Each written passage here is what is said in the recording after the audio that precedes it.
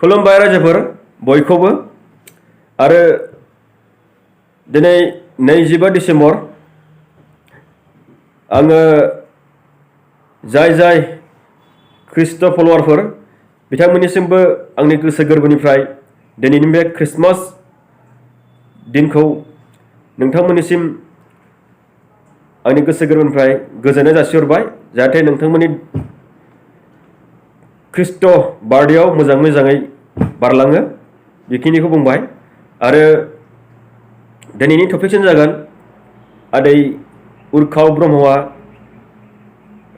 Assembly हाउसआव session जाबाय थानाय समाव बिथाङा गावसिनिनो लोगो बिजेपिनि MLA जों सोंखारि जादों खामानि मावनो हायैनि थाखाय आरो बे सोंखारिनायनि निउसाव होनाय ससे क्लिपखौ नायनो लाग्रोदो। বিধানসভাত মন্ত্ৰীক ধমক বিজেপি বিধায়কৰ অৱশ্যে মিত্ৰদলৰ বিধায়কজনৰ এই অভিযোগ খণ্ডন কৰি বিভাগটোৰ কাম-কাজৰ খতিয়ান দিবলৈ আৰম্ভ কৰে বিভাগীয় মন্ত্ৰী ইউজি ব্ৰহ্মই।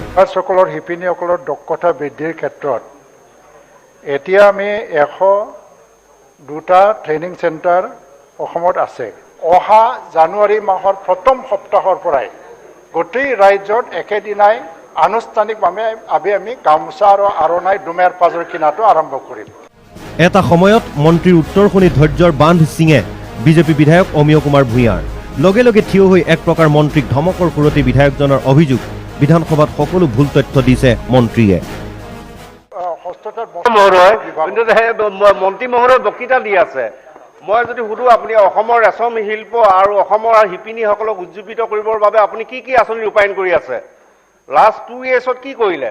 আমি লাষ্ট 2 yearsত ৰাইজে আমাক এই থানলৈ অনাৰ পাছত আপোনাৰ বিভাগৰ যোগেদি শিপিনীসকলৰ কাৰণে কাম কৰিবলৈ কোনো স্কোপ পোৱা নাই। যিকেইটা কুৱেশ্যন দিলোঁ আপুনি যিকেইটা এনচাৰ দিলে এইকেইটা ভেক। नायबाय ना रायजोफोर निउसनि ससे क्लिपखौ सिगां मोनसे खोथाखौ बुंनो सानदों आङो। आदै होनायनि शब्दआ बै समाव आदा प्रमदआ बुंदों सार होनो नाङानो लिडारफोरखौ जोंनिनो बर'नि सोदोबखौ बाहायनांगौनो। बिनि थाखायनो आङो आदै शब्दखौ बाहायदों जाहाथे बिथांमोननि बैसोखौ लानानै बे शब्दखौ बाहायनाय जादों। बर'नि शब्दखौ सार होनाय जायाखै मिनिस्टारबाबो जोंनि बर'नि शब्दखौनो बाहायदों आङो जिहेतु आदा प्रमदआनो बै समाव फोरोंखानाय। दा आदै उरखावा मोनसे डिपार्टमेन्टनि मिनिस्टार जानानैबाबो मानो खामानिखौ मावनो हायाखै? जायनि फलाव गावसिनिनो लोगो मित्रजोटनि बिजेपिनि MLA मानो बिथांखौ सोंखारिनो गोनां जाखो?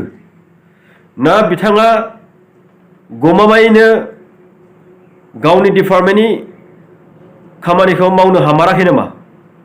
ना मावनो थाखाय क्वालिटि गैया नामा बिथांनाव? जायनि फलाव गावसिनिनो लोगो MLA जों सोंखारि जादों एबा बखि जादों। दा खुनुदिन बेबायदि सिगाङाव नुफेराखैमोन बेबायदि गावसिनिनो लोगो नि MLA जों बिदि बखिलायनाय नुफेराखैमोन। मानो होनबा बखिलायोबा गुबुन अपोजिशना चान्स मोनो। दा गुबुन अपोजिशना चान्स मोनसिगोन जिहेतु गावसिनिनो लोगो बिजेपिनि MLA आनो सोंखारिबाय खामानि मावनो हायैनि थाखाय।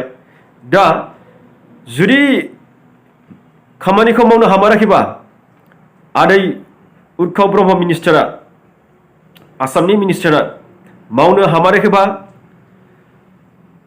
बिथाङा रिजिगनेसन होनानै सोरबा मोजां बर'निनो सोरबा मोजांखौ मिनिस्टार खालामना हो जाहाथे बे जिखिनि समाय दङ जिखिनि बुब्लि दंबावो बे बुब्लिखौ मावलांथोंसै मोजाङै मोजां जोंनि ओनसोलनिनो जोंनि BTCनिनो मोजाङै डेभेलप जायो बेखौ मावलांथों।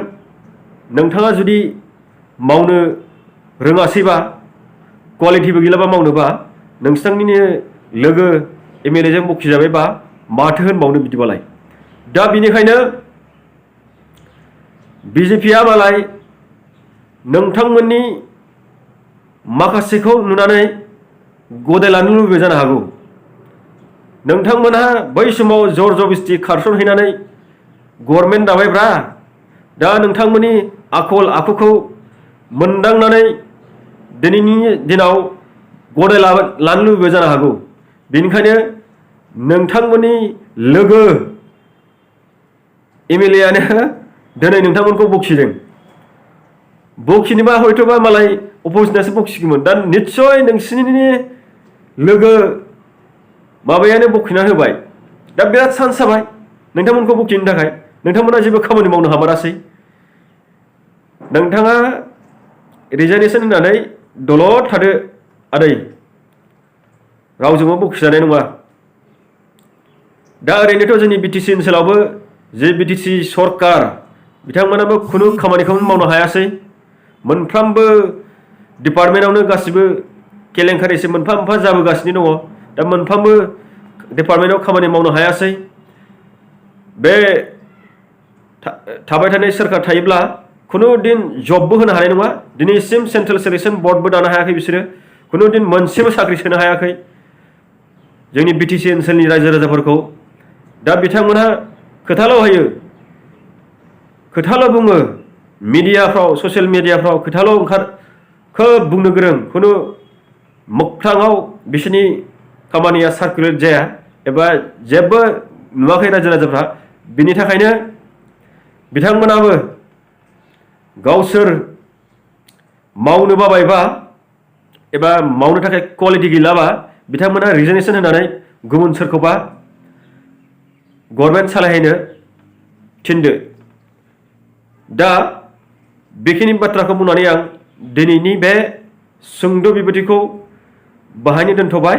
आरो रायजो राजाफ्रा आंनि चेनेलखौ मोजां मोनोब्ला, बसुमतारी इन्डियान इउटुब चेनेलखौ मोजां मोनोब्ला अन्नानै साबस्क्राइब खालाम, लाइक खालाम आरो शेयार खालाम। गोजोनथोंसै रायजोफोर।